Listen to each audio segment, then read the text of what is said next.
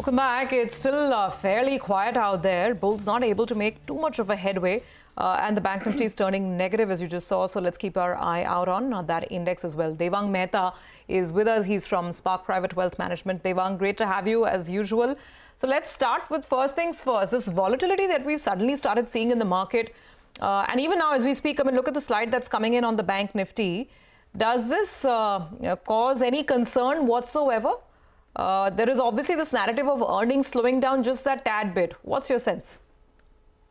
Thanks, Surabhi, for having me on the show. Always a pleasure to be on CNBC-TV18. So I think, I think very clearly what we feel is that market is climbing all the wall of worries. If you look at the past events, the couple of months, I think, again, not that great an election result, right?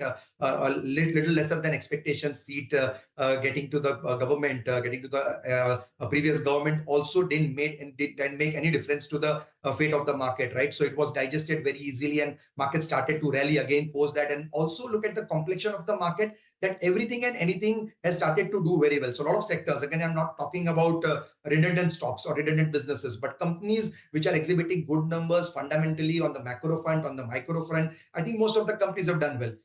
Come this month, the budget was also well accepted. I think, again, this is a clear complexion of the bull market that also forgets certain things which are not so great, right? The long-term capital gain, structure change, the short-term capital gain, I think the rise in STT, all of this are digested by the market right now. And I think we are in beautiful macro situation, right? From GDP growth to tax collection to almost every aspect to manufacturing. I think all the guns are blazing. The consumption, which was once a sort of a not so great story, all the levers are now in place post the budget. If things get implemented very well, I think the consumption side of the market will also start doing well. So yes, to answer your question, I think I'm not much worried. Might be a bit of earnings miss here and there will be seen in this season. But otherwise, I think liquidity remains extremely strong from the domestic side. Foreigners have also started to come back. Yes, on certain days, they have been big buyers as well. So the more of FOMO has been with them rather than the domestic investors. So I don't think there is much to worry. I think this markets can probably go on from here on as well in a good stride.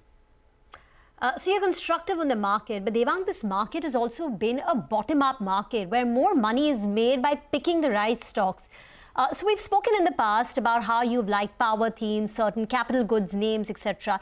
Any fresh ideas that you have found interesting in the last 1 or 2 months? Yeah, so I think, Reema, as you rightly said, we have been more bullish on the CapEx side earlier. So by CapEx, I mean everything, be it power automation, be it ancillaries.